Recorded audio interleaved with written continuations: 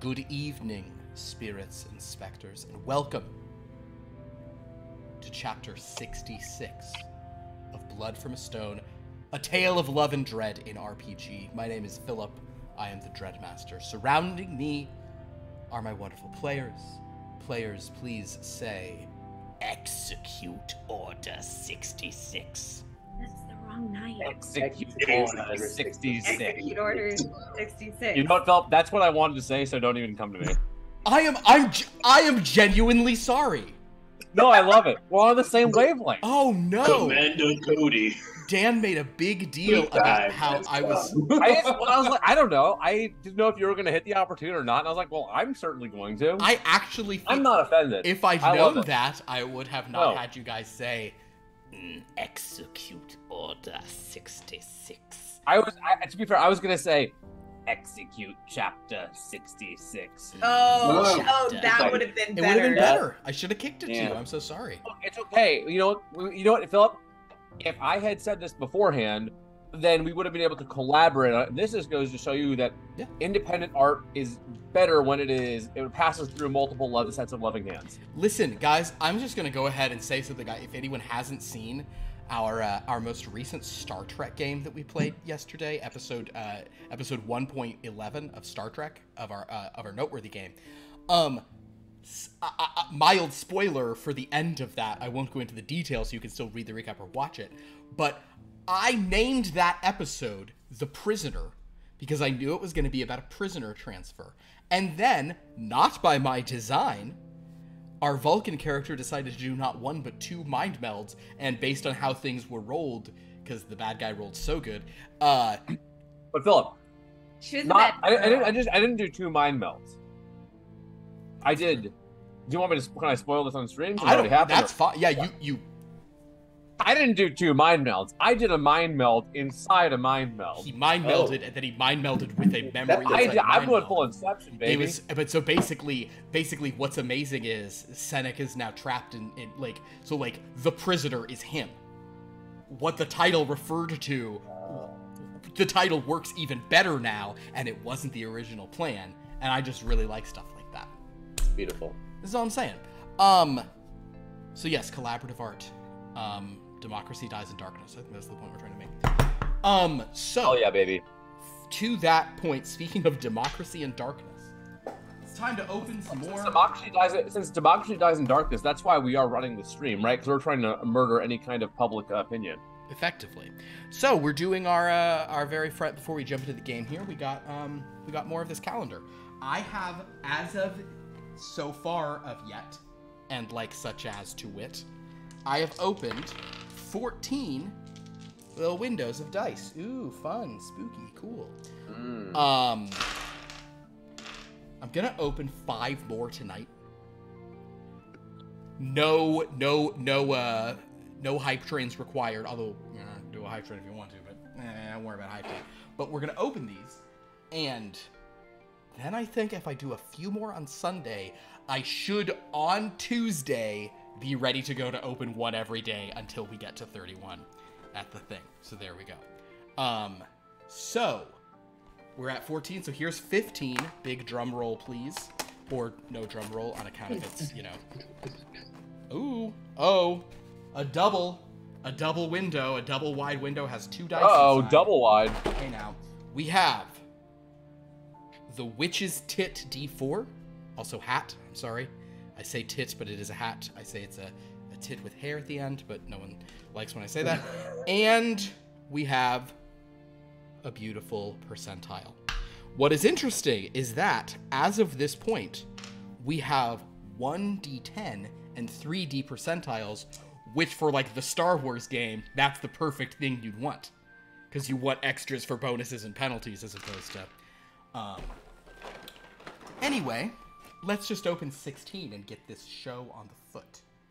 16's right up here. You guys might be able to... I'll try to do this so you guys see it before I do. Ooh, what's in there? Another... Man, it's witch nipples all over the place here.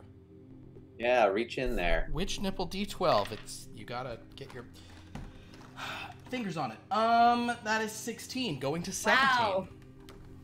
Is this? Have we crossed a line? Is this all bad? Are we? You know, we crossed the line a long time back. Well, I mean, it depends on the. I mean, apparently, Kiss thinks it's fine.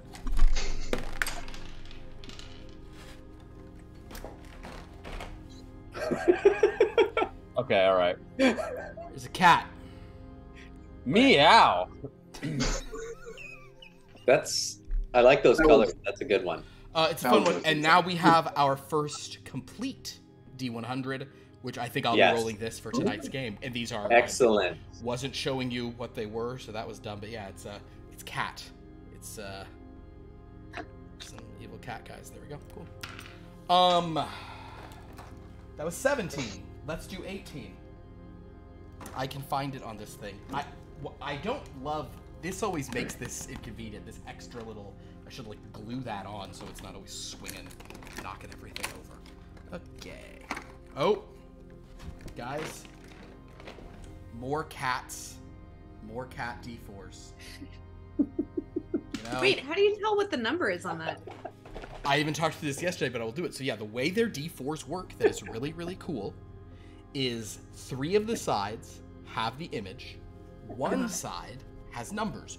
So if the image is right side up and visible on all 3 sides, it's a cat. Otherwise, it's whichever one of these is up. I see. What was so funny? I was just laughing at Book and Dagger's comment. Oh. Yeah. Yes. Meow. Our last one here. Here's 19. We've seen witches. We've seen witch hats. We've seen cats. But what comes out here? More witch hats. Glitter purple. Glitter Pretty. purple. It's a witch. Glitter. It's glitterier than a witch's teeth. It's a witch's tit on with a glittery pasty. And now we also have a matching set of these. Look, and like how there's 2 of them. Although I think witches usually have more. How many? 2.5. 13. Guys, you know, we make a lot of jokes here on this channel. Well, but the best thing about 2.5 is 2.5 Men, the classic show with Charlie Sheen. I don't think it's a very good show. You watched it recently. I don't think it's funny. Is it funny? No. I mean, I watched it in middle school. It was very funny when I was 13. That's I'm I thought sure it was funny was. like, back in the day. This one has there's blue interspersed in the glittery purple. That's cool. I hadn't even seen that until it was up under the lights there. We do need to cancel Dan now. That is an accurate assessment. Dan. Well, as long as we're on the way out, let me tell you what I really think about the state of the world. All right. Everyone, please hold. Act break. I don't have that on this game. This ain't acting, baby. This ain't acting, baby. Well, everyone, there you go. Thanks for indulging me as I opened more dice. This month of October is going really quickly. Oh, I'm gonna say something, by the way. Which is controversial? No. I've made posts about this. Oh, Dan, by the way, I'm telling you this on stream. I'm sorry. There is a thing I need you to do, which is to up about a spell in the noir book that you get to. I need to name something. Yeah, I need to take a look. Let me look at the spells. I'll do this tomorrow. Yeah. I'll hit you up again because in general I kind of was giving people some stuff, but I just sent him the whole thing of it, and that was 6 months ago. I haven't asked since then. The point being, we are really getting towards the end. We have sent several pages to layout. It's just layout is taking a little longer than we had hoped. We were really trying to have it out in October. It's not going to be out in October. Because I'm doing this Blood from a Stone thing next weekend. There's just no way that's going to happen. But I think layout is proceeding next week, and we're closing in on the end. Is it going to be a Thanksgiving miracle? I very much hope it is easily before Thanksgiving. Well, here's the thing: is I think that it'll probably come out. I think that it should be. There was an only enough supplement to last for 1 night, but Philip made it last for 8 nights. I mean, so you say that, but kind of part of what is delaying things is that when we kind of finished a certain level of it, I just decided that the book was not long enough for I just decided it wasn't providing stuff. So we are just adding so many extra rules, so many extra things, and so I am trying to stretch it to 8 crazy nights. 8 Never seen that movie. Noir Nights. Anyway, everyone. So yeah, that was just a little announcement about that for anyone who's watching who backed the Kickstarter. It is coming, I promise. I just posted today that it's going to be November now. I really hope early November, but we shall see what happens. And with all of that said, all of that out of the way, let's talk about what was going on in this game of ours. Because it was a lot of stuff. And we had a pretty crazy reveal at the end of last week. So let me give you all a brief recap that is equally for my own memory of what's happening. But basically, it was determined, even though I'm not sure that the good Dr. Faust Simpleton ever...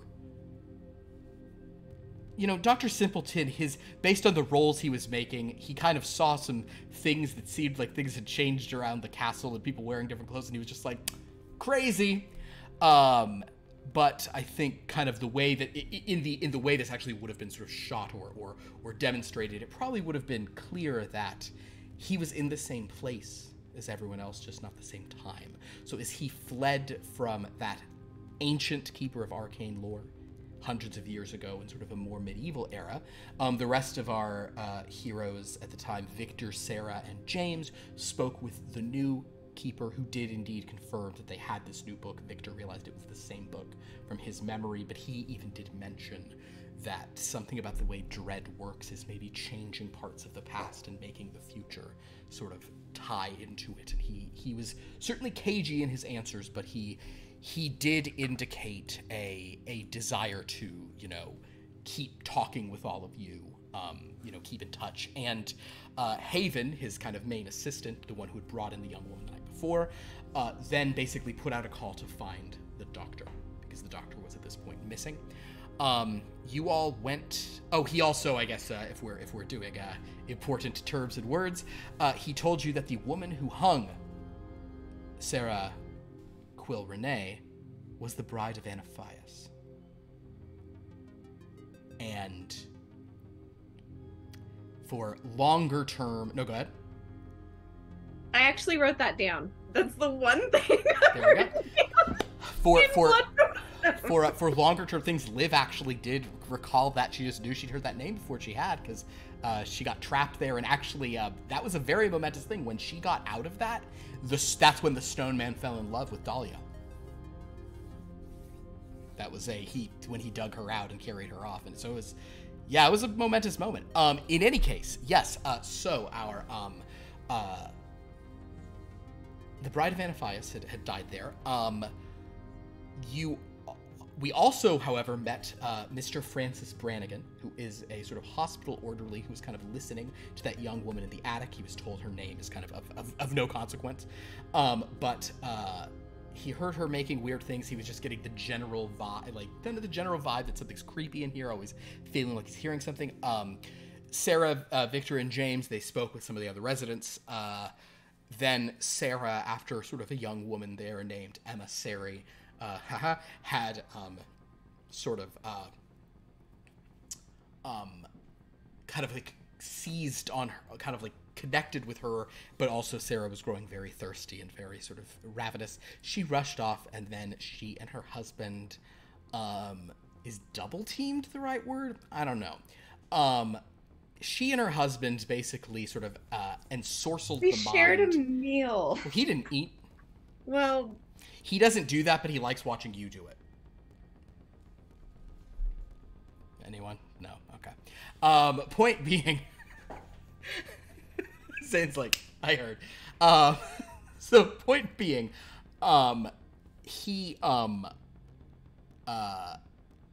Sarah basically has realized that she now does have some degree of capability of sort of controlling the minds of her potential victims, which means, theoretically, she might not have to kill to feed.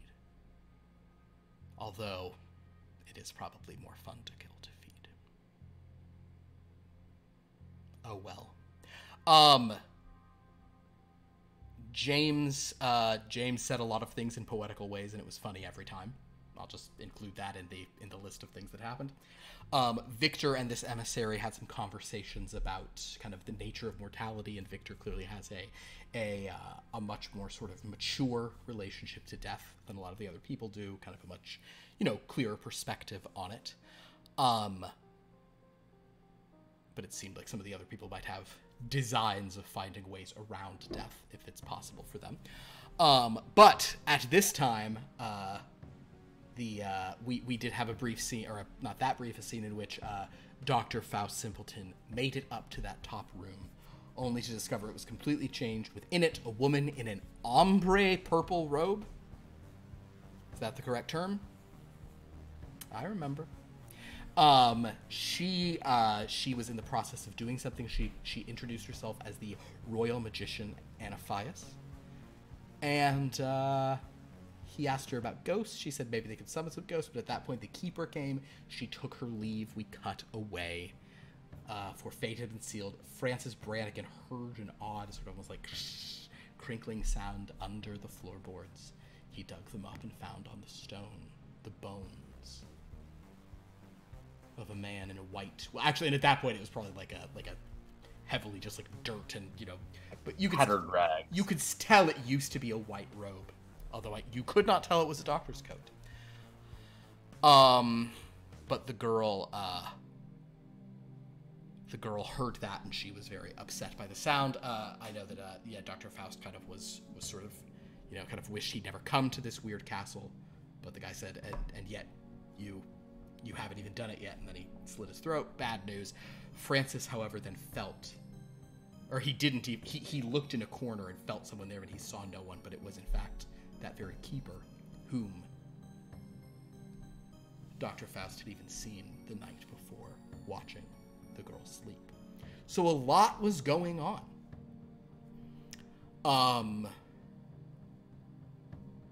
Did I miss any other important details? I just wish maybe would have written down James's descriptions of people. I think I did. Brilliant. I do actually write some of them. They're just like, oh God, some of them were just they're. I mean, I haven't always included them in the thing because they're. No, I don't have a good one from that. I really should. You're right. I should be typing those out in full. I'm usually using the time he does that to catch up on events that have occurred. I'm like, oh, thank God, James is on a run. Now I can be like, they're in the room. They talked to this person. Remember this name you just made up for later.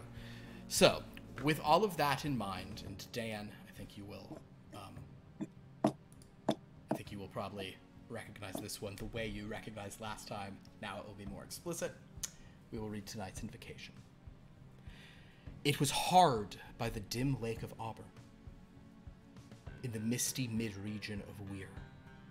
It was down by the dank tar of Auburn, in the ghoul-haunted woodland of Weir. All right. So, Francis Brannigan. A skeleton is below the wall.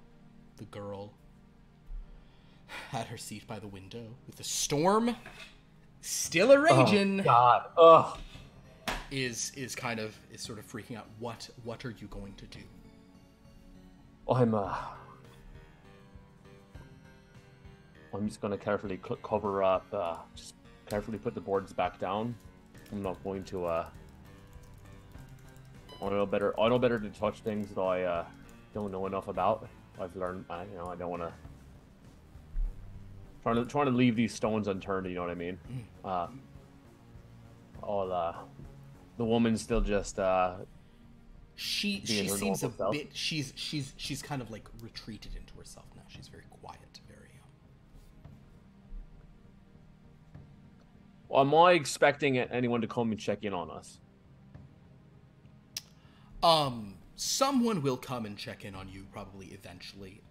And you can also, like, you can call for assistance. There's, you know, if you sort of give a good shout, a footman will come. Yeah, I'll call for a footman. Well, if you are trying to get Mr. Haven up here, we can just kind of skip ahead and do so.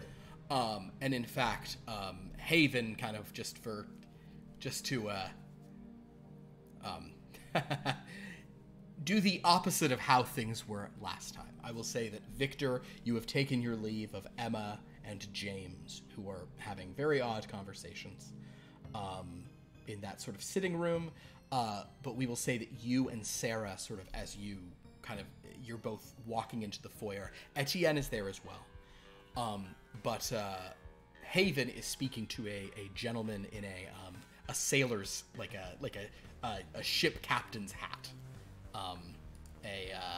Some kind of nautical man. Another member. It's someone you've seen, but no one has introduced themselves to him yet. But you certainly saw him around. So, you know, Haven is just kind of, you know, talking to you about occult matters and books and also what's for dinner, this sort of stuff. But upon seeing Sarah and Victor, he'll kind of like nod to both of you and kind of gesture you to sort of come over to him. After you, dear. Oh, thank you. Hello. Yes, Mrs. Renee, Mr. Moncrief, I'd like to introduce you both to Captain Kidd. It's lovely to meet you. Captain Kidd, at your service, of the Royal Navy. Ah, Victor Moncrief, Moncrief. Nice to meet you. And this is my husband, Etienne. Ah, you two are married. Yes, That's beautiful. only recently. Ah, Yes, I am. a freshman. A fresh marriage is a interesting term, but yes, it is. I'm sorry, I'm quite the marriage enthusiast, so. You are. Oh, you are able to marry people on your ship, are you not? This is right. You can perform marriages, huh? Yes, we can perform them, but I have not found love myself. But I make it a point to try to marry as many people as I can. That's a route we should have gone through. And I'll just Yes, giggle at Etienne. Our wedding was not aboard the ship. But Haven says, "Oh, quite right. I was actually, Captain Kidd is one of our more,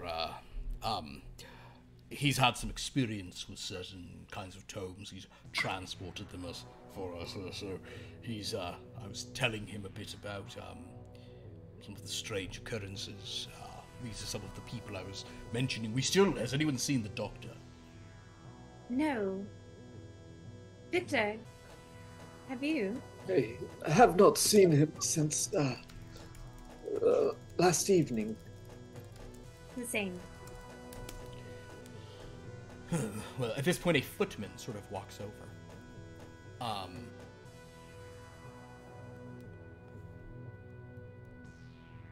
Which footman? That's a very good question. Make a luck roll for me, Sarah Quill. That is a 55, which is a success. Okay, Right. so it is just a normal footman comes over and sort of kind of says, "Sir, I'm the orderly upstairs. He was calling for you to come upstairs." And Haven says, would you all mind terribly? Perhaps we come with me. We're going upstairs to that room upstairs. He kind of turns to Victor. Were you up there? Did you hear the girl last night? I believe I did indeed hear the girl. I wonder if the Doctor went there. Come with me, please. Perhaps he did seem to be curious about the surroundings. Yes. Perhaps he's still there now.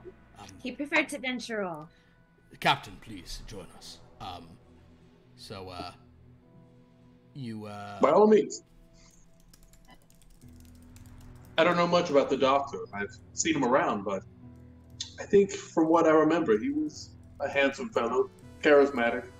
I really liked him. Yes. Really liked him.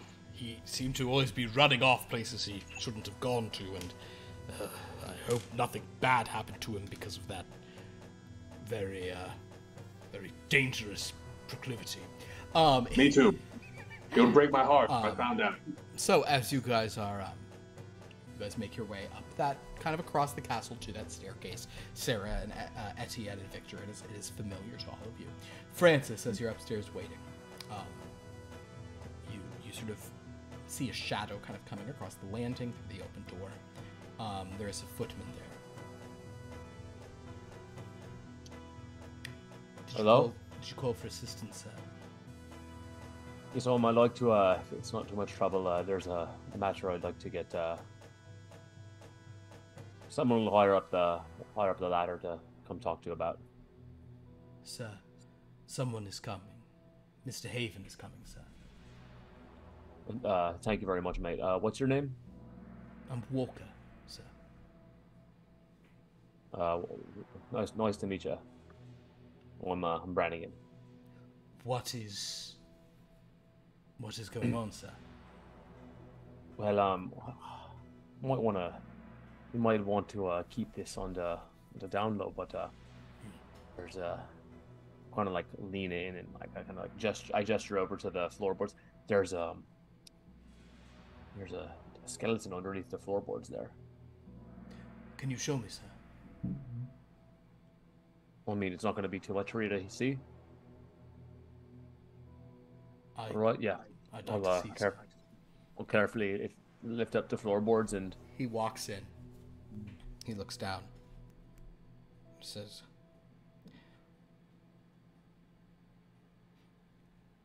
Oh. It's as I feared, sir. What do you mean? What's going on here? This gentleman here.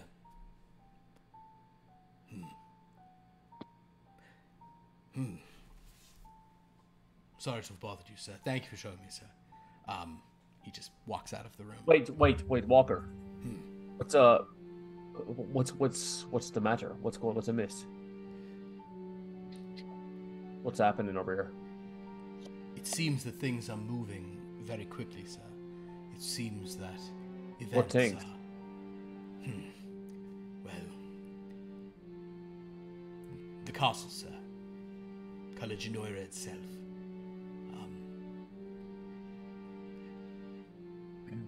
Have you seen anything, sir, out of the ordinary? Any sounds? I mean, there was a little noise that kind of alerted me to the presence of the skeleton, and then I've been listening to this young lady kind of say things, and I've been taking some notes of what she's been saying, but none of it's making heads nor tails to me. It wouldn't, sir. She's mad, sir. I'm gonna remind you, and it's not a thing you have to say to her, but the door did like swing open into this room. Oh yeah, I mean, the door did like randomly open. It was I don't know. I mean, it could have been had it been locked. It had been clasped, but not locked. Oh, I mean, if there's weird things about foot here, the door wasn't locked shut, but it was been kind of secured. It did swing open. And this was not long before you heard the bones, sir. Yeah, that's right. I see, sir. Go with dread, sir. He turns around and walks out. What does that mean? Surely you can't tell me anything about what's going on here, can you? Can I try and like roll persuasion or something? Or Sure. like, Yeah, roll persuasion. Go for it. Wait, what That's is my? fun. It's a 10, so I'm not expecting Yeah. Might never know. No, 52. Yeah, no. He kind of just turns back and says, "This means to despite the rain out there, sir, I'm confident we should all leave this place. Unless we're interested in what the consequences could be, sir. Good day. Does it seem like he's messing with me, or is he like dead serious, or Make like a psychology roll on that. We'll use you guys. 25, which is a hard success on the button. 25 with a hard success. He seems serious. He seems earnest about that. But I'll say with a hard success, yeah, you don't sense like there's not a joke, there's no lie, he's not trying to scare you. He seems to think that things are about to get bad. But with a 25, you can tell he's not going anywhere. Some things are gonna happen.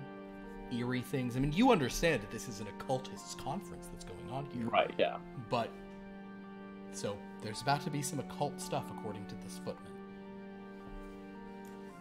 Well, I mean, because listen, this is normal. I mean, this isn't my, like, I think Brannigan has personally not had a ton of occult dealings, so, like, this is like, what's happening here is the first, like, spooky, like, capital S, double cap, like, spooky shit he's seen. Well, and also, I would say, you've come to an occult conference and it's immediately scary in an old castle, and it's like raining. So yeah, it's pretty on point that it's now suddenly Yeah. In any event, Walker sort of nods to you and begins going downstairs, and about 30 seconds later, you hear footsteps coming upstairs. And if you were sort of looking out through the door, kind of looking over the thing, you do see that you see Haven is coming up with 4 other people. And he's, kind of Haven's like a real kind of just big, burly dude, so he's kind of coming up the stairs. He's followed by an older man, a man in a captain's thing, a very, very handsome blonde Frenchman, and a pale young woman with incredibly red lips. I mean, that's usually how it goes. They get real. That's true. All the blood they've sucked up just goes right inside their lips. But Haven sort of says, as he kind of turns to the rest of you, a footman summoned us, yes. Would you all wait here a moment? He kind of just gestures to, there's like a couple of little seats here on the, couple little seats here on the clearing, on the landing, but he sort of steps to Francis and says, what is it?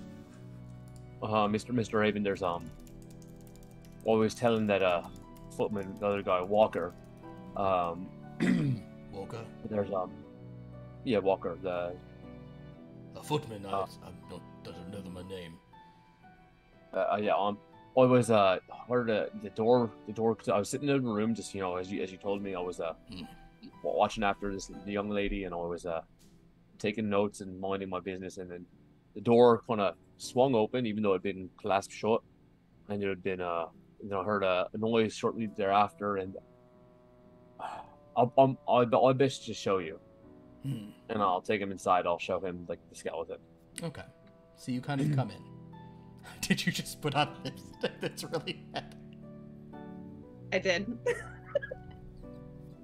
I'm ready at all times. I'm a theater person. Thank you. That's great. I should have said. And vampires with their green lips. So as you sort of show him, and in fact, you wouldn't have even had time to cover it up yet. So you look under the floorboards.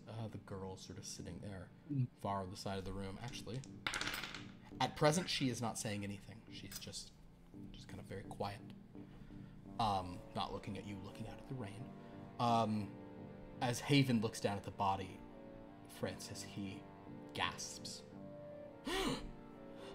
And I'm actually going to make a constitution roll for him.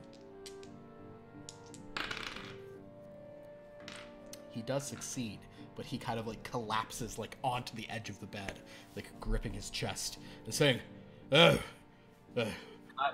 Moncrief, get in here. Captain, is he okay? Why don't you make a first aid roll? 36, hard success. He has just had a bit of a shock. Okay. He needs to rest for Okay. a while. He's kind of panting and trying to talk. But yeah.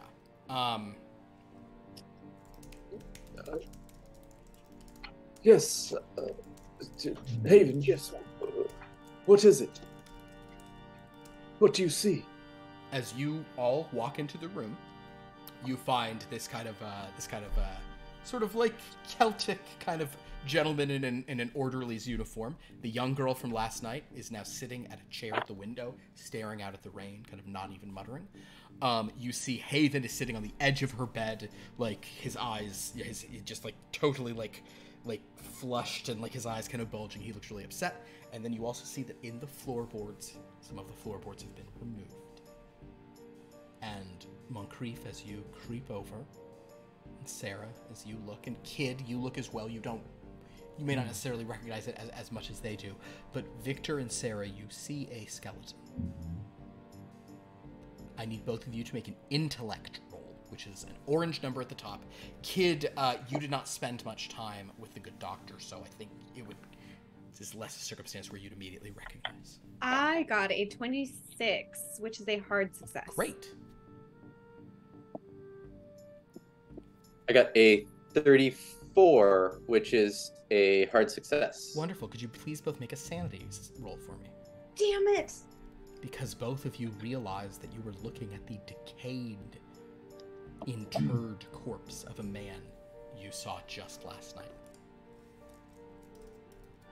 And it's same rule for sanity as below. Mm-hmm. We're supposed to roll. Okay, yeah, that's a success. Success. I failed. So, Victor, you succeed. This is not a big thing. So with a success, Victor, you do lose 2 sanity. Sarah, how much sanity do you even have? Not a lot. 22. Oh, Sarah, if you lose more than 4 sanity, you're going to gain madness like right now. Yeah. Well. Oh boy. Sarah, can you please remove Let's do this. 5 sanity? Yeah. This is the first time we've had this happen. I knew.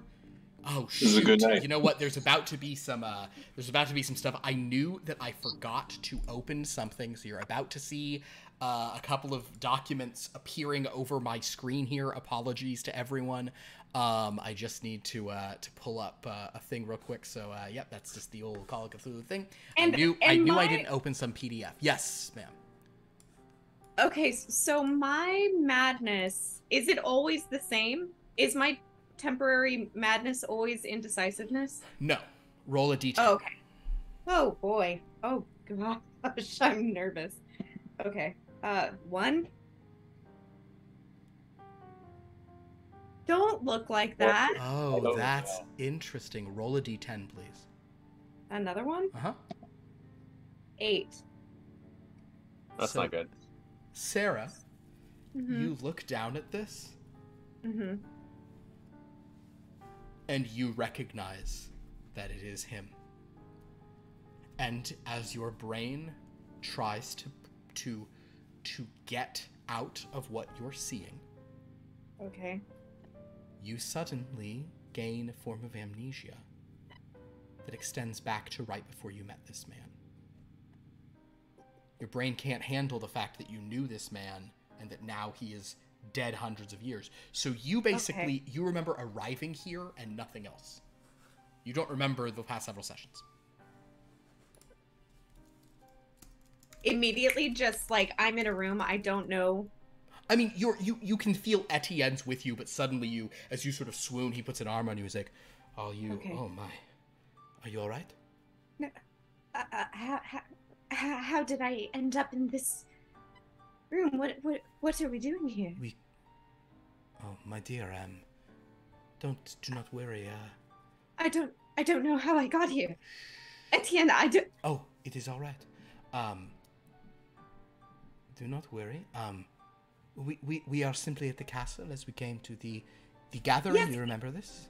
Yes, I remember being here. Who?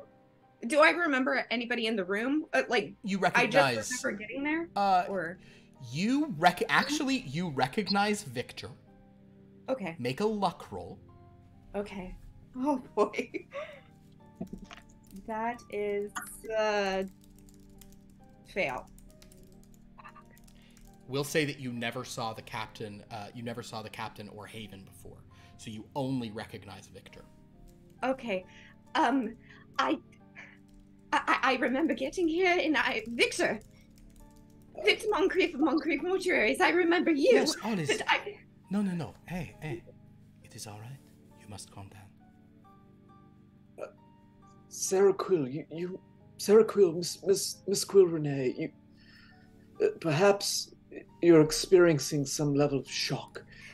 You've seen something traumatic. This is, in fact, the doctor's body. I don't know. Wait, do I remember the doctor? Because I did meet him after. You don't remember the doctor.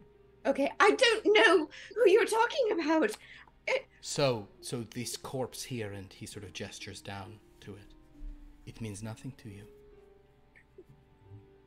No, was he your friend? I'm sorry that he's passed away, Victor, but I don't know. All is well. Francis, as a medical professional, would you make a psychology roll, please? Right. Jeez. Crazy. That was not a, hang on. I actually rolled a D8 instead of a D10, so I'm going to re-roll that. Re-roll that. Absolutely. That's how it works. Absolutely. 26, so success. Success. Just regular or hard? Regular. You suspect she's just having some kind of psychotic break. You can't identify it specifically as like a directed amnesia, but I mean, I just saw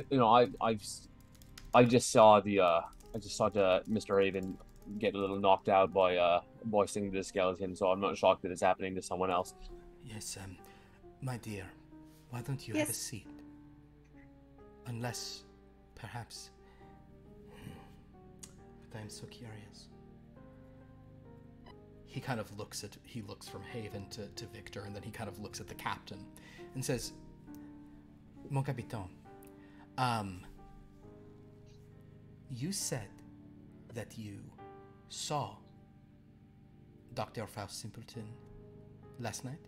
You saw him around, you said you found him to be very handsome, charming, probably a really good dancer, tells funny stories, always has a good anecdote. I believe I saw him in the dining hall flirting with two old women. Ah, so you have laid eyes upon the man. Yes. Mon Capitaine. He gestures down into the hole. Is anything about this form familiar to you? I really can't say. It looks like a skeleton. Maybe. No, I'm sorry. Indeed. Mr. Haven, he kind of he puts a hand on Sarah, but he kind of checks if Haven is all right. Victor, you're of course very unsettled by this, but you're not,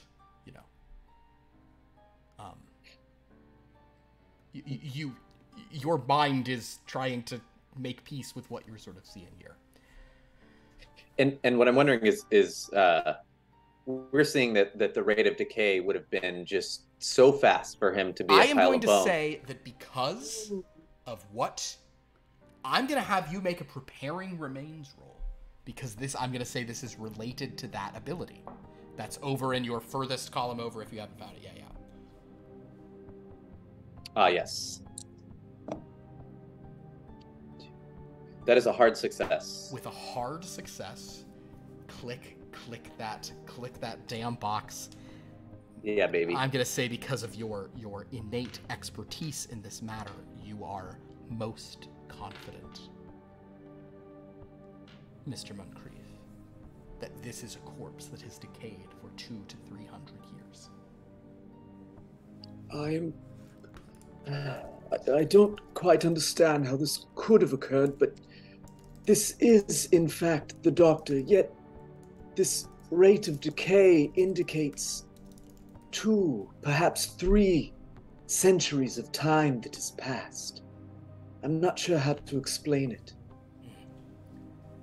Francis, you're hearing the claim that this man is making. I think no role is required for you to begin to intuit the idea that they are claiming that this body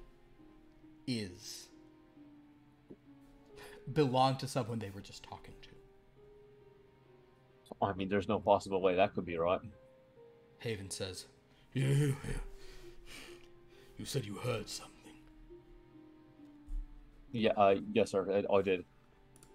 What did it sound like? Well, no, I described it to the best of my ability. You know, there was the door opened, kind of swung open, and then I heard like a clattering. From across the room in her chair, the woman is just... She's just making the sounds of it. She's becoming extremely animated as she does it. I'll get up. I'll go over to her. Calm down, miss. Calm down.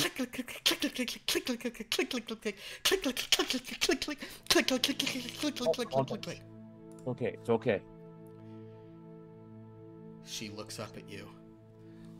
What did it matter where you lay once you were dead? In a dirty sumper in a marble tower on top of a high hill? You were dead. You were sleeping the big sleep. You were not bothered by things like that. Oil and water was the same as wind and air to you. You just slept the big sleep, not caring about the nastiness or how you died or where you fell. Me, I was part of the nastiness now. I'm sorry, I don't know what that means. Haven says, What did she say? The sleep? Big sleep? Something like that, yeah. Air and water is all the same. They're a part of the nastiness. Oh, I mean, I'll look around everyone else. Does that mean anything to any of you? Make a... Damn, I dropped the new... Hold on. There is something that I think Sarah could relate it to. Okay. Or is she just too absorbed in her amnesia? Madness. Well, actually, yes. I'm gonna say that you're in this madness for a few rounds here, which I'm kind of treating in a different way. So we're gonna stick to I appreciate that here. Okay. Wait, you appreciate what? You're treating it a little differently than previous. I'm gonna treat it a little differently. Victor, you do have a Dread Mythos score, correct? It's probably really low. Go ahead and make a roll in it. Kid? Could I ask, could I question, his name's Haven? Yes. About why he writes it down? Haven. Or attempt to? Haven, yeah, he'll sort of, after he's kind of written what he can, he'll sort of turn to you as Victor's kind of considering. Haven will sort of say, this girl, she hears things we don't hear, but things that have proven to be notable, that's all.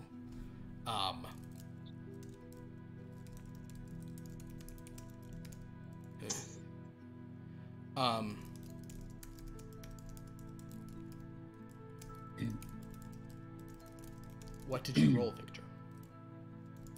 I rolled an 84, and my Dread Mythos is 5. Great job. This gentleman here does not have, he is not way higher. Should Etienne be a cat or a witch's tit?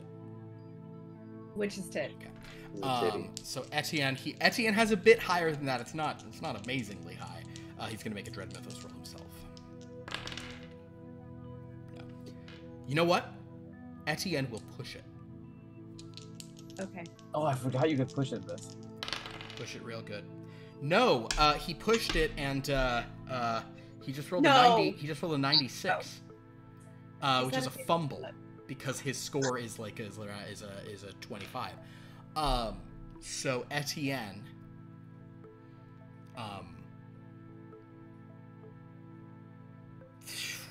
Etienne is going to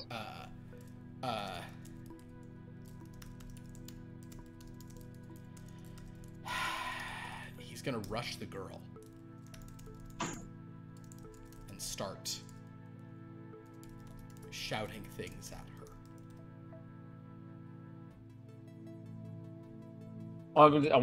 Sorry, come on, you can't. Hey, do you, and if you've got to be damned, you know I want to be damned. Dancing through the night with you. You want to be damned, you got to be,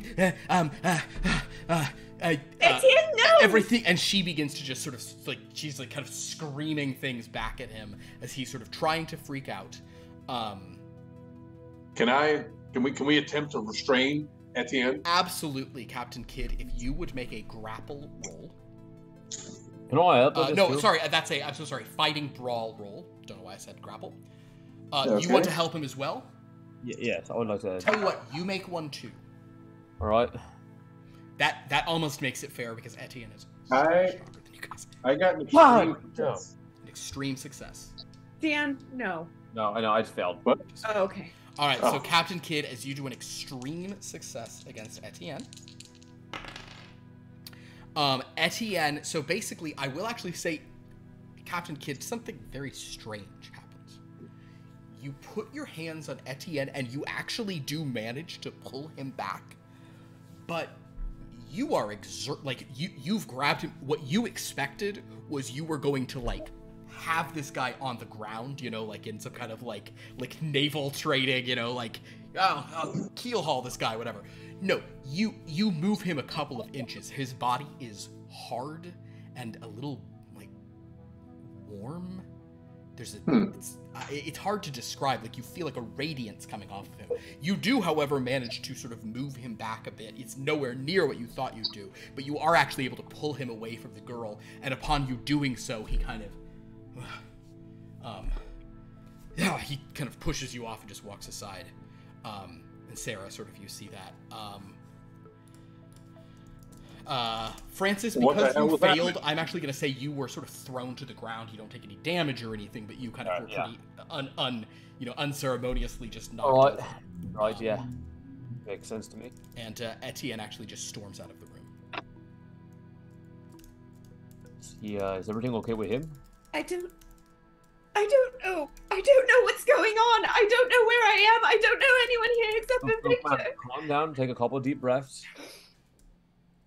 Sarah, we just met a few minutes ago. I don't remember.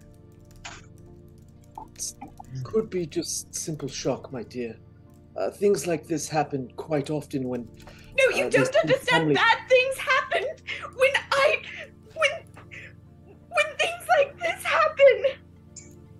And she's just going to start sobbing, which I will not do. Oh, I mean, just put a hand on her shoulder and say, ma'am, it's okay. No, don't touch me. Don't touch me. All right. Get away from me. Right. Gonna be okay. You're gonna be okay. Haven says, I'm sorry to have brought you all in here like this. I was a bit overcome myself with what I've seen. This is something I had never thought possible. But it was something that we were... He looks at Victor. We were just discussing this with the Keeper, don't you see? Do you understand? Do you understand, Moncrief? Please. The Keeper said things in the past could change the future. You dreamt of years ago. You dreamt of a time of death of a king, did you not? I did indeed.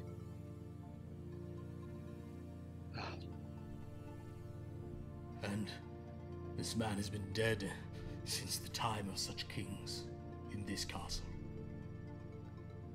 You saw a book that we have here now, right?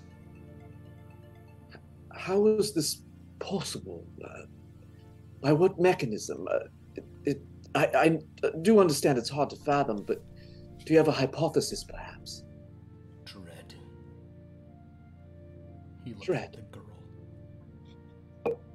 in the window, just staring out the window.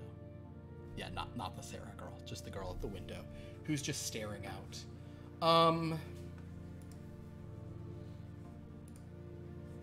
What does she have to do with this? I'm not completely certain, but there are things that... Perfect. She stands up and turns around to all of you, standing there kind of swaying in her nightgown.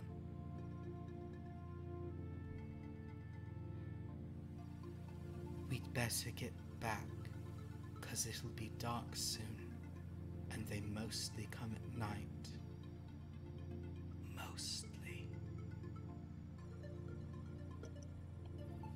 she faints. I'll go attend to her. Make a first aid roll. Sarah? Is this is the one that Sarah has seen before, right? Or no? Sarah, you realize that you've seen this girl before, yes. Okay, I was wondering. We kind of forgot that you had at this other point, but actually let's have you... I never got a good look at her, though. Perfect. Until this moment. So let's say that you are now really... you don't remember what just happened, but you suddenly realize you've seen her before in Merc. Okay. I've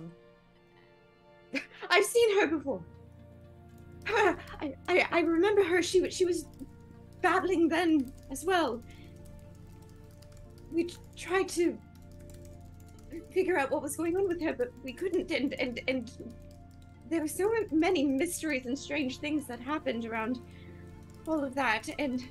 But I've seen her before.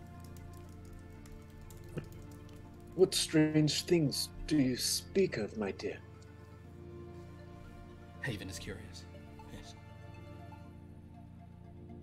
Horses in the water that attack you. Say no more about that. You've seen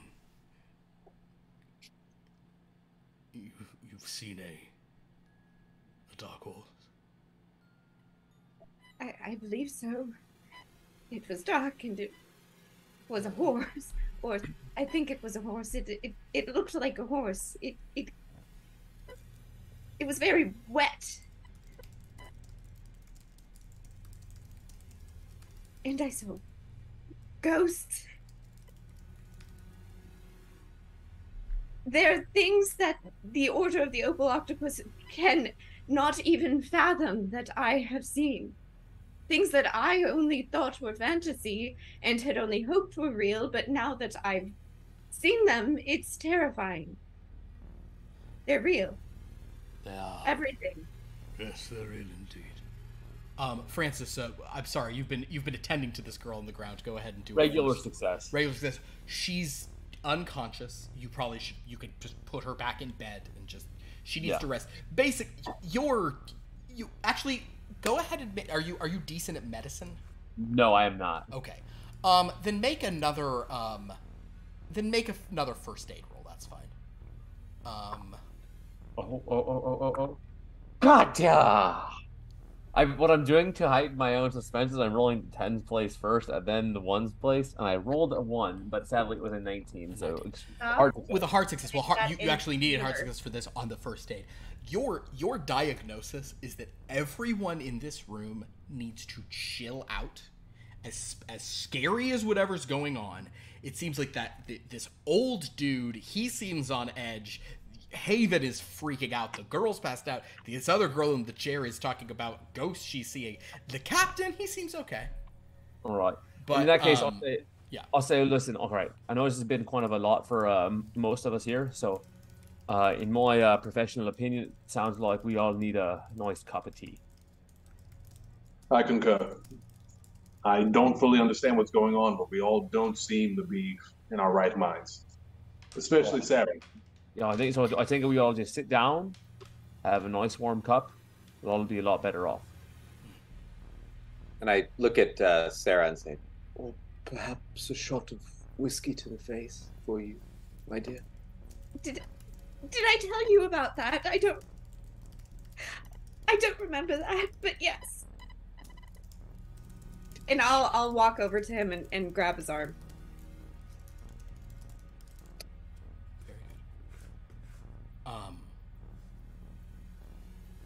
Then we will say that Francis, you're going to go with them. Yeah, assuming she's okay for now, I can leave her alone. Yeah. Haven is going to go and speak to the keeper at this point.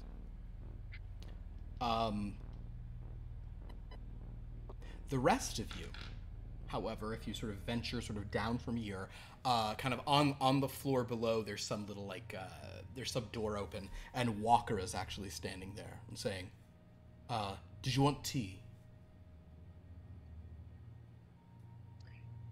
I'm trying to remember, have I seen Walker before? Yeah, you saw Walker. Walker's the guy who, kind of directed you when you first got out of your carriage. He's the guy who told you to go into that room. He's one of the footmen, yeah. Does Victor sense anything with Walker at all? Make good. Okay, here's your options. I can't imagine which one you'll pick. You will need, if you make a dread roll, you'll get a lot. If you can succeed on an occult roll, you'll get something, but you need to roll pretty good on the occult. So it's like, you totally should do the occult since it's, you know. Yeah. It's I'm gonna do an occult. Extreme is 16 to your 5 on the other one, but yeah. I'm gonna push it. Okay.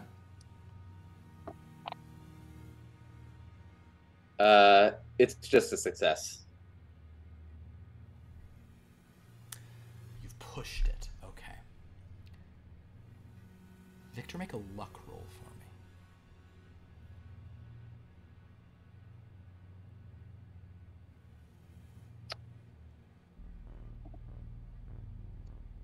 That's a 76, and my luck is 30. Okay. We'll say that it's kind of just barely, it's just enough to kind of confuse or kind of.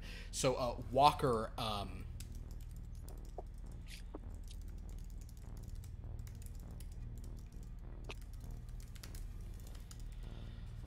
as you look at Mr. Walker, you suddenly kind of hear like a call, someone calling your name, but from very distantly, a Victor.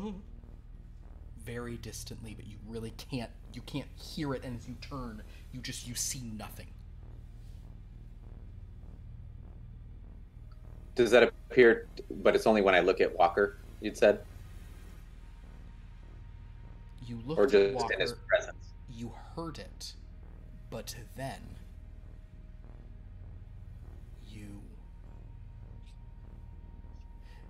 you just heard. You heard almost nothing. It's like I'm gonna say you don't. With your regular success, you see no correlation. But you do think Benedict was just reaching out, but you don't see him and you can't hear him. I just pause for a second and then just shrug it off. Okay. Walker sort of says, I have tea in here.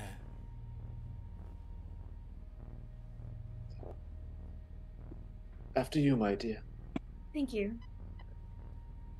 There is Do you have whiskey for the lady? Ah. Not at present, sir. I can go and find some, sir. Oh no, it's all right. It's all right. Upon sort of seeing you there, he kind of just looks at you.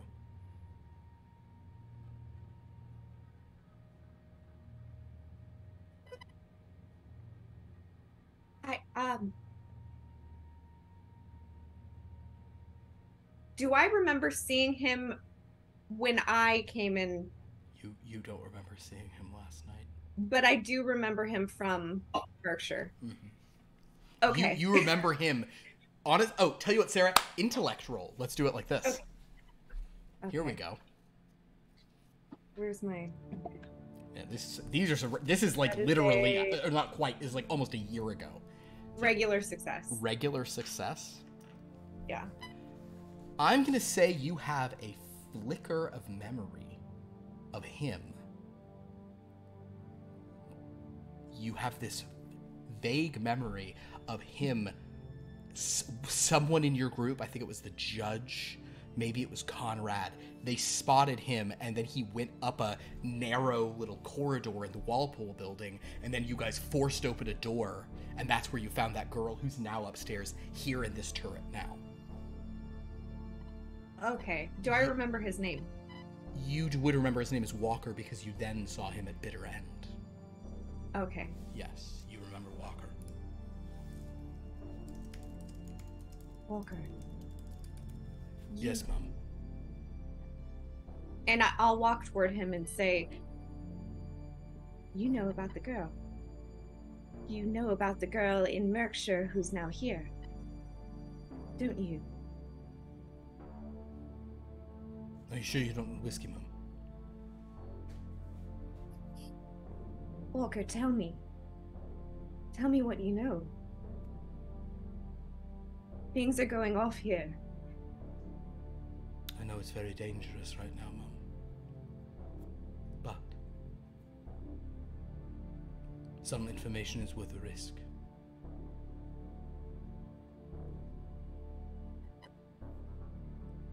Like, what?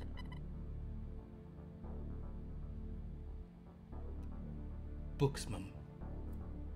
It's very important to read. Is there perhaps a library here, or a collection that we should be pursuing for furthering our knowledge?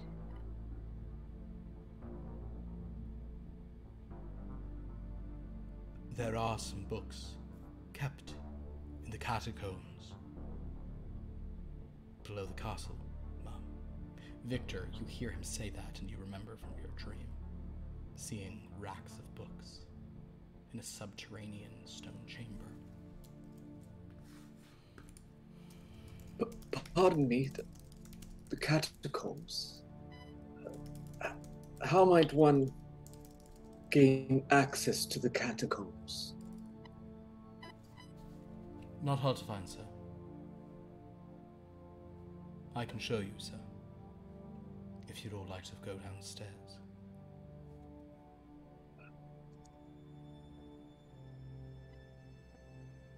How's my sanity? How's my madness going? Make a power roll.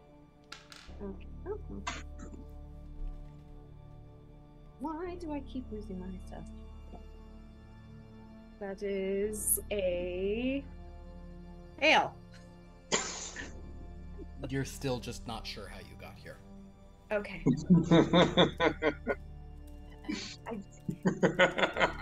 Victor, I'll trust your judgment. I still don't. I'll trust you. Perhaps we should wait until you recover a bit, my dear. Might we have a spot of tea first?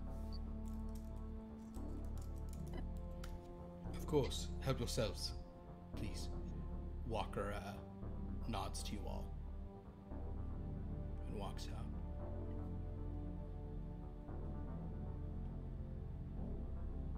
Well, and we're all in the same space. It is just the four of you. I dare say that was quite the experience. How's everyone faring after what we just saw? I've got to say, I'm a little bit confused, but it seems like you guys have more history with this place than I do at the moment. Well, not here. And of course, I can't remember my history here, but elsewhere in Merkshire. We were at an estate, and Walker worked there. He's interesting. You all seem pretty interesting. Well, he's interesting in a different way.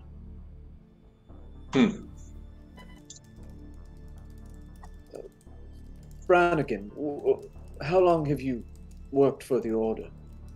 I've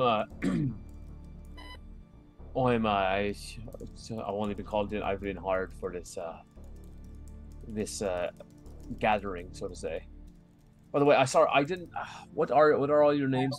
I know we just met. I am Brannigan. And I don't think I ever described what Brannigan looks like. So he's like 6'1", like solidly built, like mid short, sandy short hair. The most like normal, like average looking dude. The only like noticeable thing really is like a chunk out of his right ear. Boxing accident.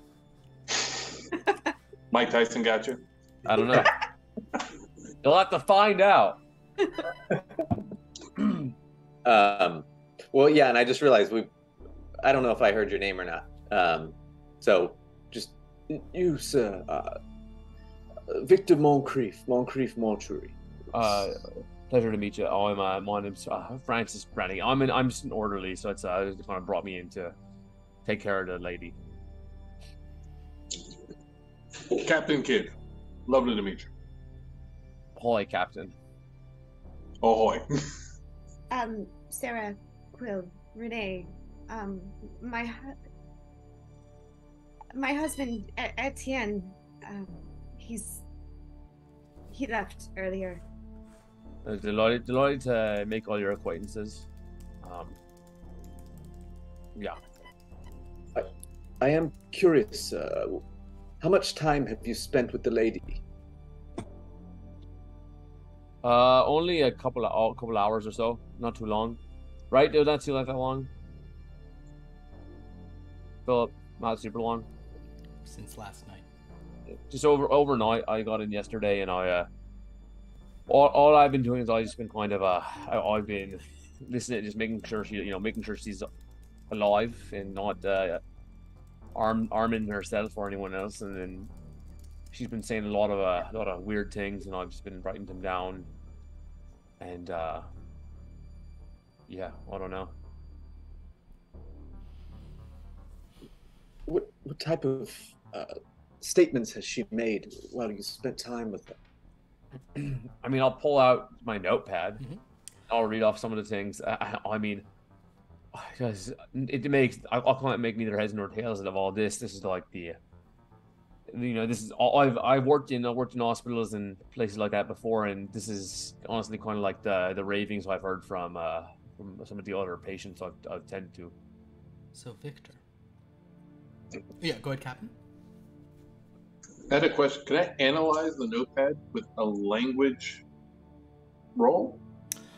Do a language own? Sure. Yeah. Yeah. Why don't you look it over and see if you recognize it? Go ahead and make a language own roll on the notepad. Victor, you did succeed last night at understanding what it is you thought she was saying. So I will give you two options. You could either make a dread roll, which is a long shot, but you might gain some crazy insight. Or what did you roll, Captain Kidd? A 43, which is a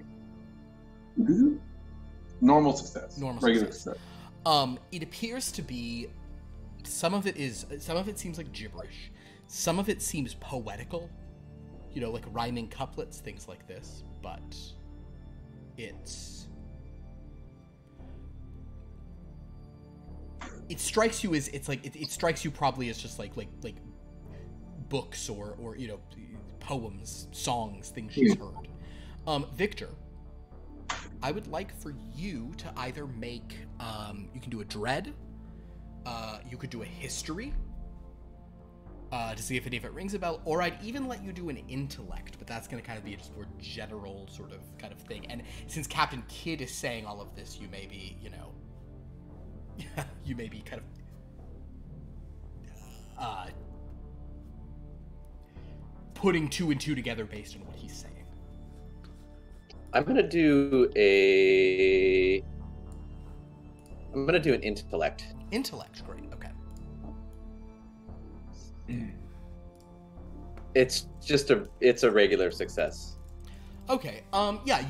I'll say that that will just lead you to feel, based on what Captain Kidd is saying, I'll say you can confirm that Captain Kidd's analysis probably seems correct, that these seem like song lyrics or quotations from strange novels you've never heard of, and based on what you determined last night, probably maybe they are songs or poems or quotations from novels that aren't here, that are from somewhere else.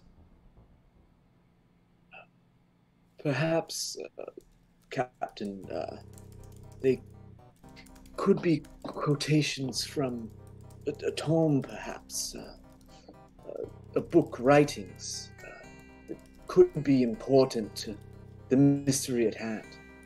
Yes, Walker said that we should look for books. Yes, the book in the catacombs. The catacombs.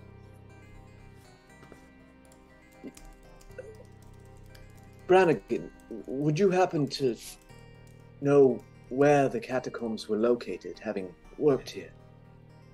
Would I know that, Philip, or have I been Make around a luck at all? roll. Let's see what kind of orientation package you were given. Yeah, 46. That's a success. And there's no degrees of success in luck in this system, right? I don't have it on the sheet, Yeah. but There it we would go. be a regular. Now If that's there were, it would be a regular success. understood. No, yes, I will say that you understand how. You may not know how to get to the exact catacombs we're talking about, but you definitely know how to get below the castle to sort of the basement levels, as it were. Yeah, I mean, I know how to get underneath. I don't know if it's exactly the catacombs you're looking for, but I can get us down there and we can go from there.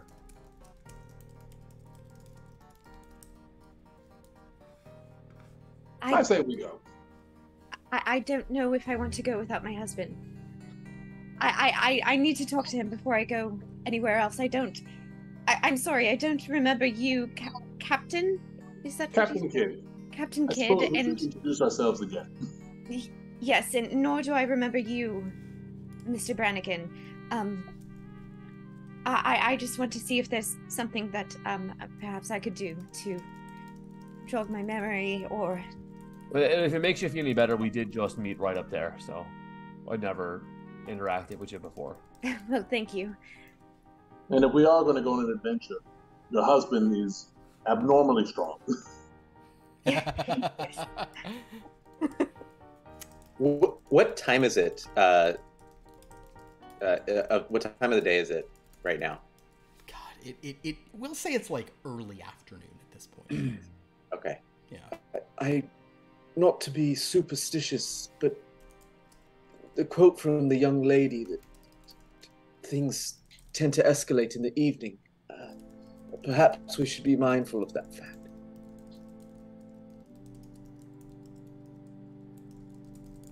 Well, Victor, head for strategy. I like that. I've been around a few years. So, Does anyone have any idea where Sarah's husband could have run off to?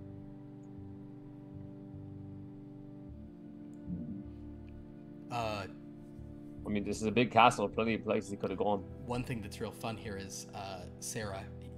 No roll required to assume he might have gone to your room, which you don't know where that is. Oh, that's right. I will say, because I was going to say, well, of course he's gone to our room.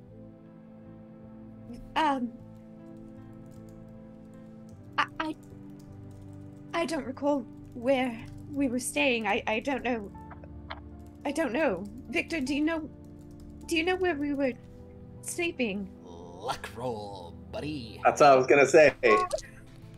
Did she mention it?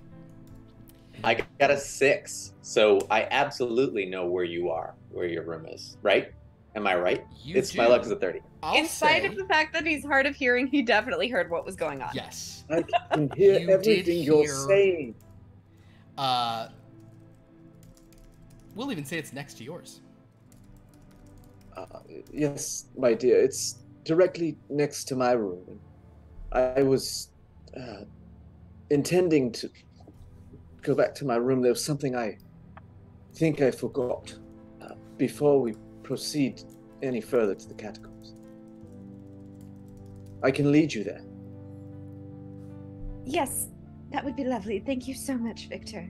And I'm so sorry for the detour. I want to make sure everything is on the up and up with me. I just don't want anything bad to happen.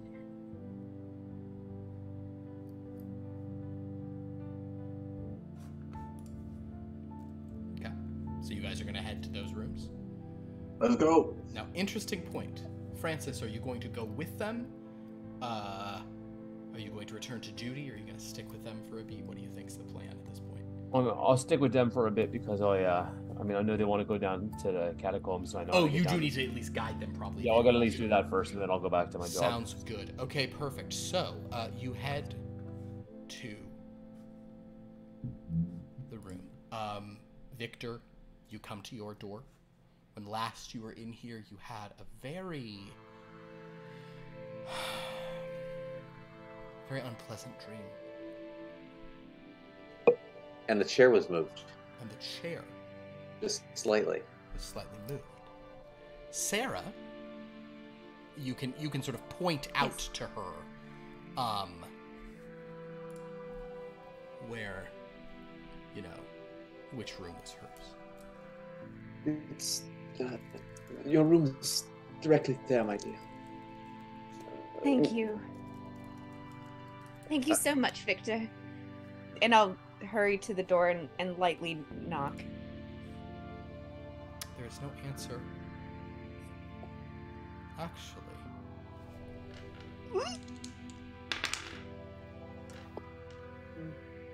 Sarah, you knock.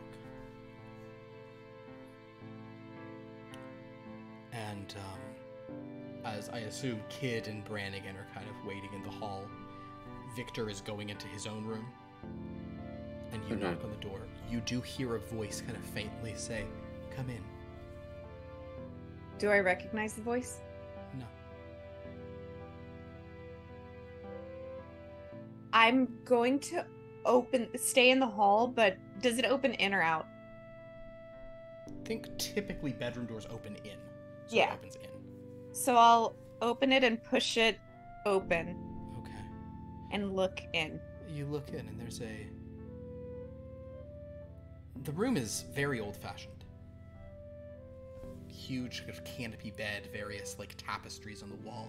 There's this like young woman in a rather nice sort of dress that looks like medieval in nature.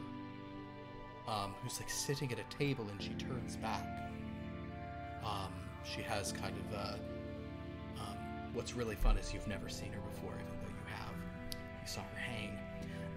But she sort of turns back and kind of she has this kind of like copper skin, sort of like light brown hair.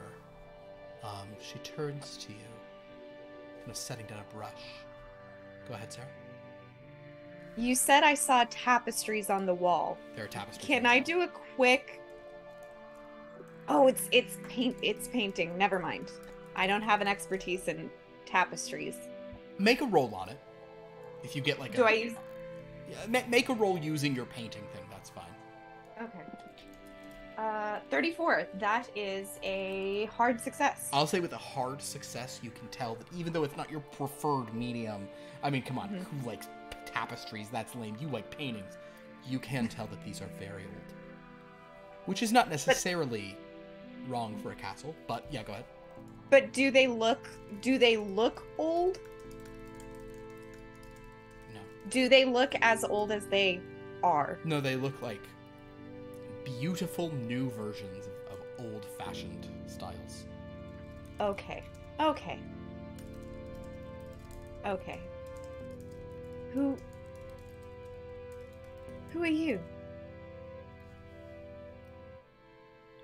I am Ula.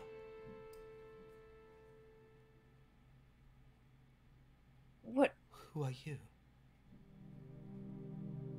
Sarah Quill Renee. I was looking for my husband. He should have been in here. No one is in here but me and my beloved.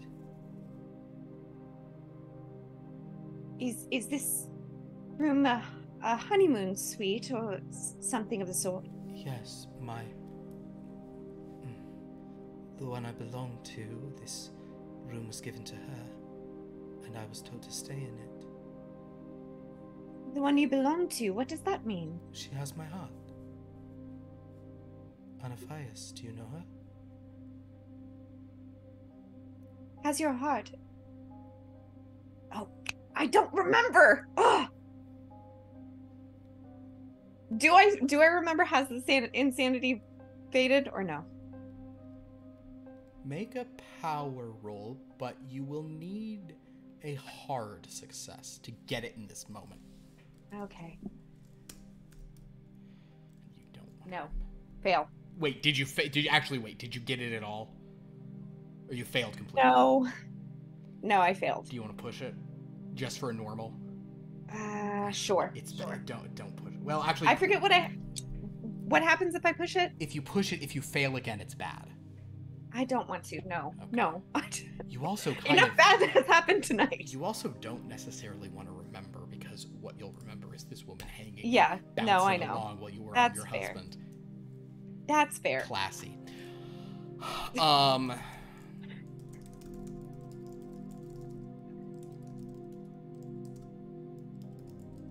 You don't know who she is. You don't know what she's talking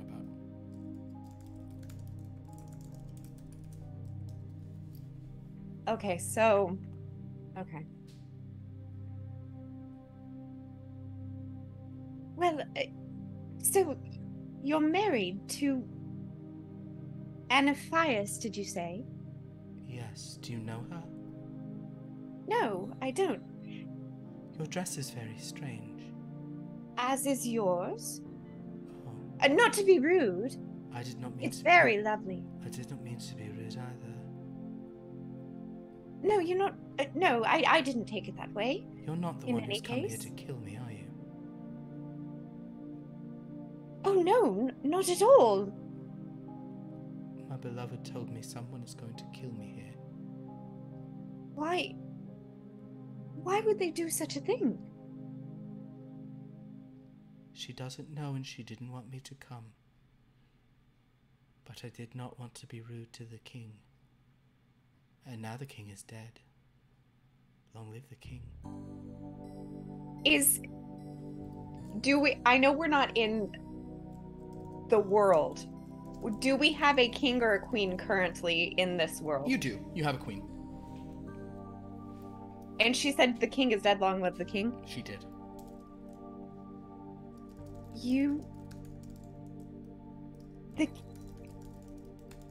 The king? Which king?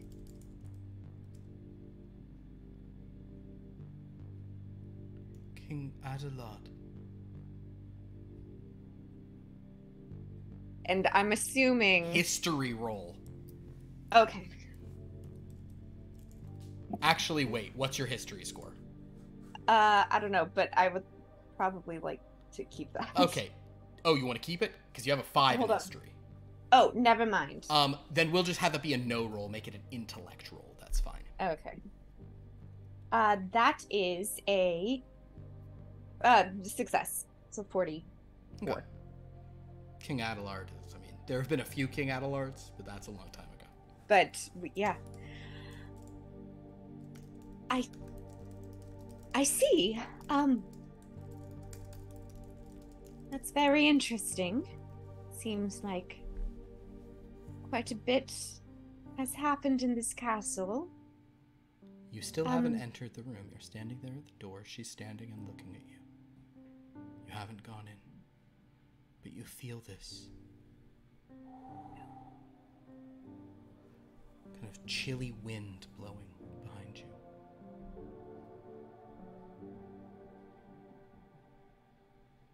Can I glance behind me to see? You can. But this is a bit of like a Heisenberg situation. If you look, you're gonna see something, and that's what it's gonna be. Okay. Make a luck roll.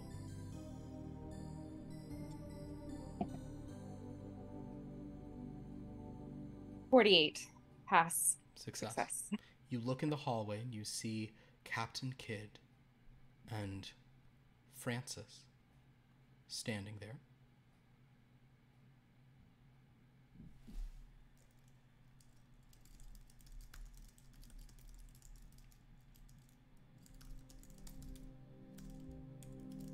That's it? No, they're just standing in the hallway. They're kind of looking at you like, like you've kind of been standing on the edge. I guess they assume you're talking to someone.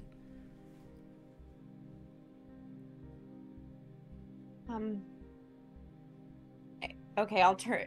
When I turn back, is she there? No, the room is completely different. The room is... Some of those tapestries are there, but they look much older. The bed has been replaced by a more sort of Victorian-styled bed. Okay. You see your own cases and trunks there. Since I can assume that it is no longer someone else's room, and I don't want to be rude when it's somebody else's room, which is the reason why she didn't enter. Yeah. I will now enter. Well, I'm gonna say, hey, gentlemen, come here, and I'm gonna go into the room and go to the tapestries and like look at them. No roll required with your expertise. They are very old. And they're the same ones that were there, or are they different? You already succeeded. I think they're the same ones. You looked at them pretty close. Yeah. Okay. Have the gentlemen entered the room? Have they? Yeah, we're going in. I understand that this sounds crazy and could be misconstrued as me being mad. I would like to preface this with that, but I do want to let you know that there are strange things that happen in this world for some particular reason. Perhaps an angry being who is controlling us all with dice. I was just speaking to a woman who was not from this time. She was from the time of King Adelard. It seemed to be medieval. These tapestries, when I was glancing in and speaking with her, they were the same tapestries but brand new. And now they're ancient. Like they've gone through a couple hundred years, like that body? Yes. I mean, we are members of the Order. I think anyone's going to believe this sort of thing. It's us. Exactly. Thank you, Captain.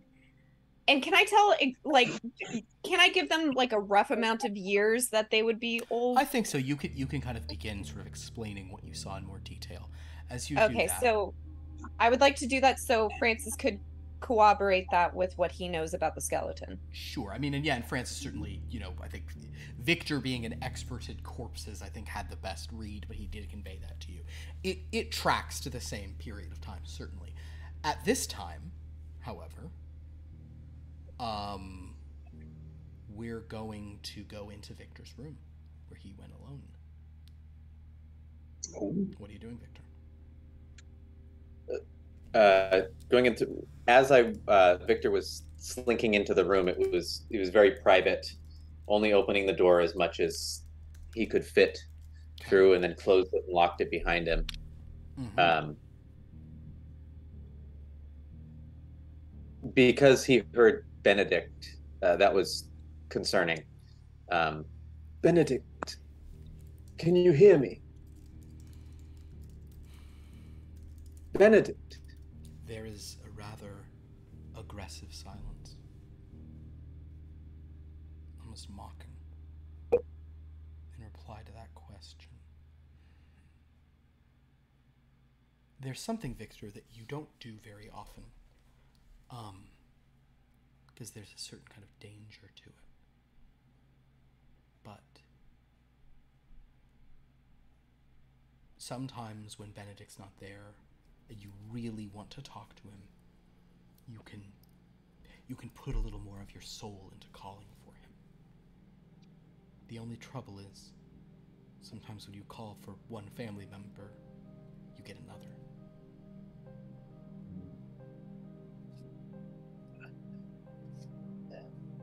He knows the cost. Benedict, I need to speak with you now. Make a power roll. That's a 12. That's an extreme success. An extreme success.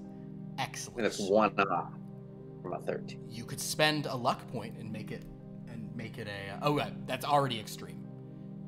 You can't spend a luck point to make it just a 13. That would be great. God, I wish it had been a 13. What a terrible time for that.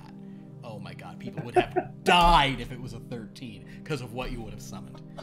I am going to say that Grandfather will stay home at that point, and that you are in fact able to call out for Benedict.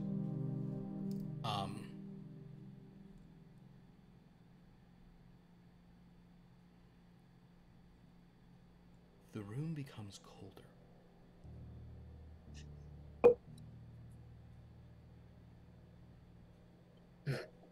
And as you sort of glance over, you see Benedict, but he doesn't look like he's ever looked before.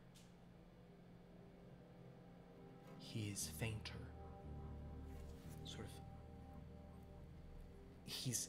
You can see through him. And his features are not well defined. And he's not very audible, but he's saying to you, Victor, Victor, Victor, it's been too long. Benedict, what's happened to you? What is happening now? I've been waiting in this castle for you for centuries. For centuries? It's only been moments. You, a dream, and then I was in the past. I'm trying to hang on, to warn you of what's coming, what has already come. Benedict, what is coming? Beware the catacombs. He's beginning to fade apart. Beware the tomes of dread. Do not read from the DREADLANDS.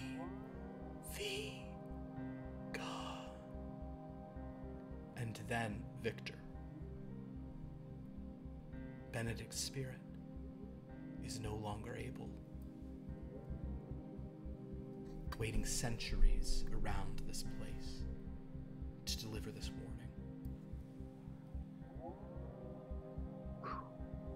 It is gone. Benedict.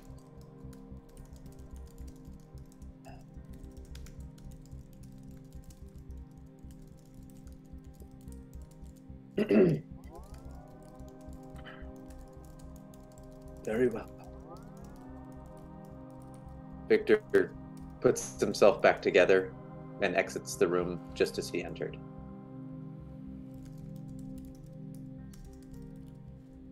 Victor. Well, we'll get to things of that in a moment. But Victor, as you exit the room, we'll say that this is as Sarah and Francis and Captain are walking out of her room. So,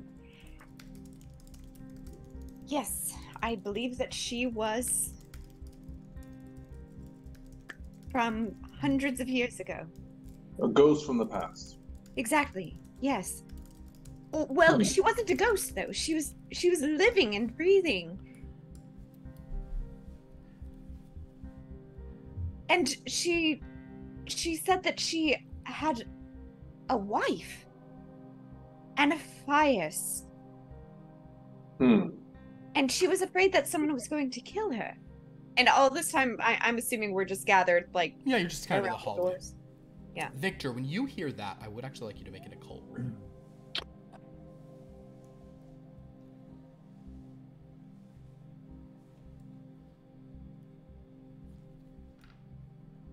I'm gonna push it. Yeah, you have a high occult.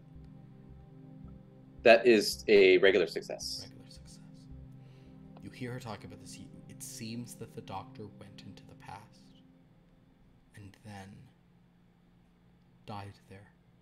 It seems that Benedict's spirit found himself in the past and was unable to get back to this time other than just through waiting. But what Sarah has just said is that she spoke to someone from the past who was then gone.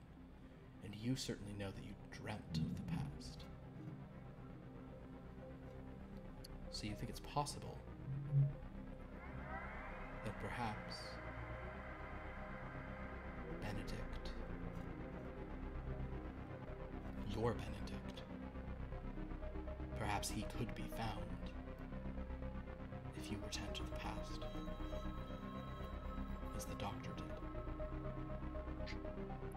Or as this, and then perhaps you could come back to this time, as the woman Sarah says she spoke to. It appears as if time is not linear, it's overlapping. And we are experiencing the present and the past simultaneously. We must discover what is to be discovered in the past to understand the present. And we must search the catacombs. Yes. Well, then, I just don't know where Etienne could be. Perhaps in the past is where we may find it. The catacombs is where we must go. It's the only answers we have. Indeed. So, Is there a way to summon the butlers? yeah, there's probably ways to call for footmen or whoever, sure. Or Haven. Wait, before we go, I want to talk to Walker. Again, the footman. He may have more information, and he may know where Etienne went. And I will... After a few moments, a not Walker footman walks up to you. Yes, Mum. Oh, hello. I was hoping for Walker, the footman, although I'm sure that you are a spectacular footman. I'm sure that you could do anything that I would request. However... I'm not sure I know a Walker, Mum. Oh, of course. Of course you wouldn't. Can I just look at him and pull the bell again? What can I help you with? Another footman comes up after a few moments and goes, "Is there a problem? Oh. Huh? What? What? No. Thank you so much. I was just wondering if you would... Do you recognize me, by any chance? No, ma'am. I saw you last night, ma'am. Oh, and was I with a very tall, very handsome, almost glowing gentleman? I was... yes, okay. Have you seen him... I'm sorry? Wasn't you? Was it me? I'm sure you were, ma'am. That I was... With him, yeah? Yes. Why are you asking? I can't seem to find him, and I was wondering if you had seen him around the castle. I haven't, sorry. I could go look for him. If you do see him, I would appreciate if you would do that, and just, is there like a paper and pen or... Sure. Anything nearby? I will write... My love. We have descended into the catacombs. I am hoping that you have not been lost to time. Please meet me below. Yours eternally underlined. What? You know what we wanted it to end with. It shouldn't. We wanted it to end. Oh. Hold on. Yours eternally, underlined eternally. Sarah. P.S. You are amazing. Yes. Everyone sucks. Alright, so with that... No, I'm not actually gonna put that. Take that out. Oh, Take man. it out. Of course. Scratch that from the record. So, What? with that, Francis, do you lead them below? Yes, I do. Perfect. And I do give that to the footman to give to him. Great. By the way, I'm just saying it so you can't say that I didn't. No, hell. I didn't say you hadn't. Of course you handed it to us. He's like, okay, I'll try to find him. He goes off. So, Francis, you get them to the rooms, and as you begin to venture down, you kind of, you can take them in a roundabout way where you're not observed. Not that you don't want to be observed, but if you're just trying to be a bit discreet. You do find yourself on kind of like a ancient sort of stone level. You see some wine cellars on one side with, there are some like oil lamps burning down here, but then there is a much darker area. Not as finished, not lit. And Victor, based on what memory you have, the place you want to go is that direction. Francis, at this time, you probably do need to return to duty, but you could always not if you feel this is more important. I want to make sure. I mean, I want to make sure we get down there. I'm kind of curious a little bit, but Okay. that woman seemed like she's going to be asleep for a while, so I She's going to be a while.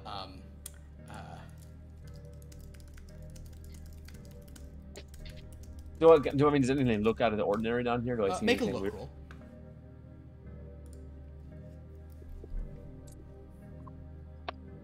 roll. Fail. Nothing seems strange. All right. Yeah, all right. Well then, I guess I'll yeah, I will go back up to the room.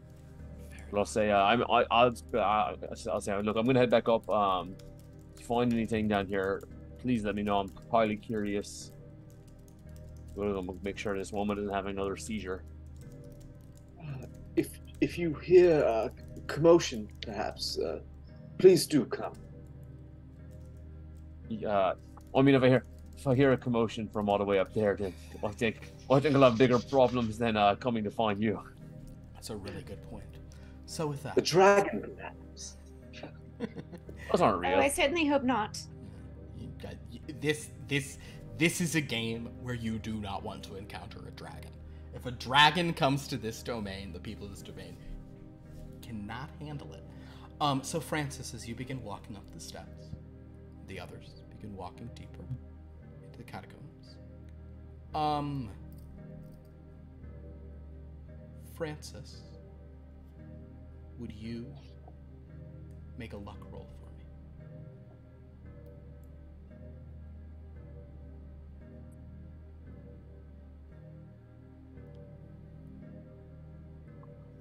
It's a failure. Failure. Beautiful. So as Sarah, Captain Kidd, and Victor walk deeper into the darkness, perhaps grabbing an oil lamp off a wall, Francis, you walk upstairs.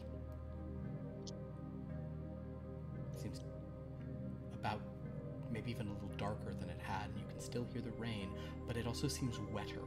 And as you look around, Francis, the foyer of this, or the kind of the halls, well, they don't look how they did. You hear the clanking of armor.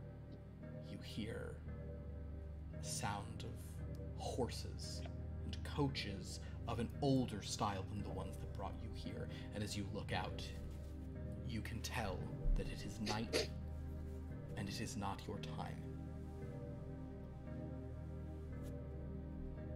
Ah, shite. And on that note, we will end tonight's chapter. Ooh. Well, very It good. is going down. That Going How's down. it feel? How's it stressful. feel? You know what's really cool is that because he, had he succeeded, Oh, boy. he would have walked up at the normal time and you guys would have been in the past. So, with that, that was wonderful. So we're in a very interesting situation, leading into what Lauren insists on calling Blood Week. Yes. So, in terms of what's going on in this channel soon, we're about to have our busiest week ever.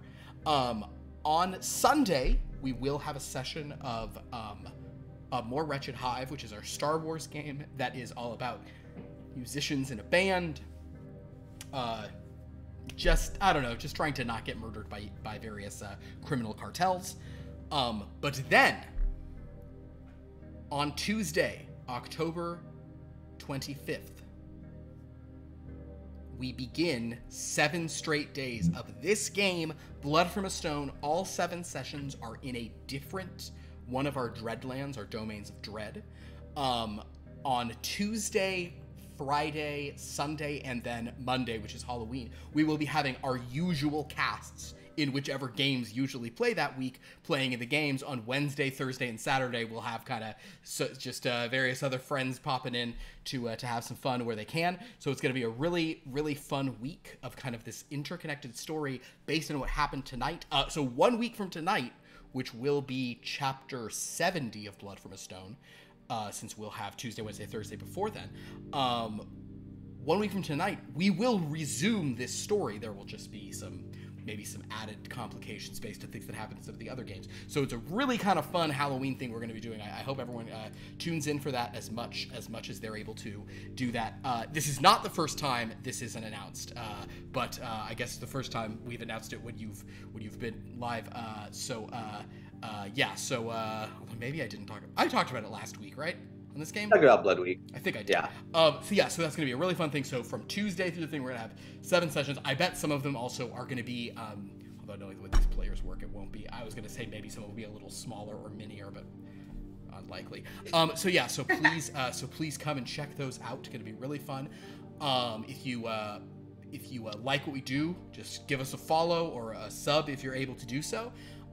We do have, on the About page here on Twitch, all the info for our wonderful players, so you can find out all their stuff. We also now have that for some of the, or is it on all the channels on the Discord that you can find? We have like the player info things on the Discord as well. We can get ourselves too. Yes. Oh, thank you for gifting a sub. That's so kind of you to do. We have. I mean, might as well just say it now. Go, yes, jump. Do it. We've had so the Burly Earl.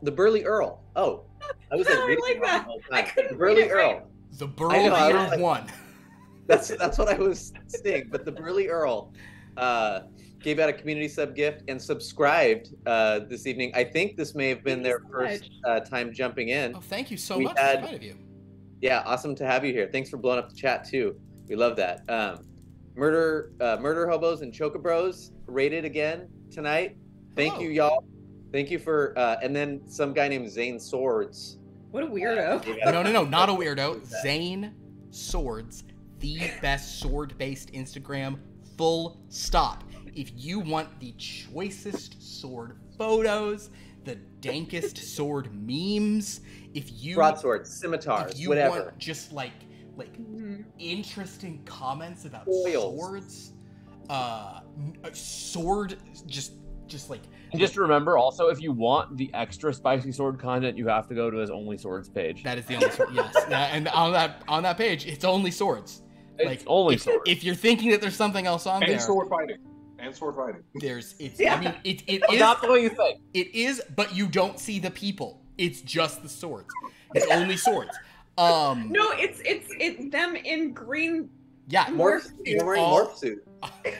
or like another like theater blacks against a backdrop. You know. Yeah. The point being is go just the Zane Swords Instagram is and so many, and some of them are very shocking, but I'm willing to read them. Just these very strange diatribes about modern sword culture, just written in the iPhone Notes app. Sometimes it's like 7 screens you gotta scroll through, just complaining about the modern state of swords. Mm-hmm. So the Zane Swords account is great fun. So check that out. In terms of the aesthetic, it's like an anti Young Pueblo kind of vibe. You know what I'm talking about?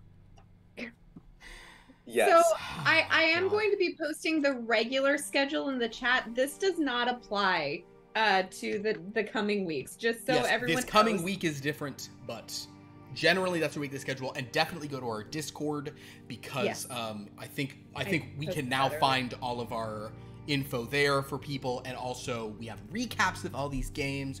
We talk about the X-Men. We talk about what else have we talked about recently? The Wyverns. Have we? No, you said X-Men, and so I went Wyverns. Oh my gosh. Well, on that extremely dark note, that was a serious thing that happened all game. That is all we have. I'm very excited about that. I thought this was a great session, you guys. A lot of fun. Thank you so much, you players, you wonderful people.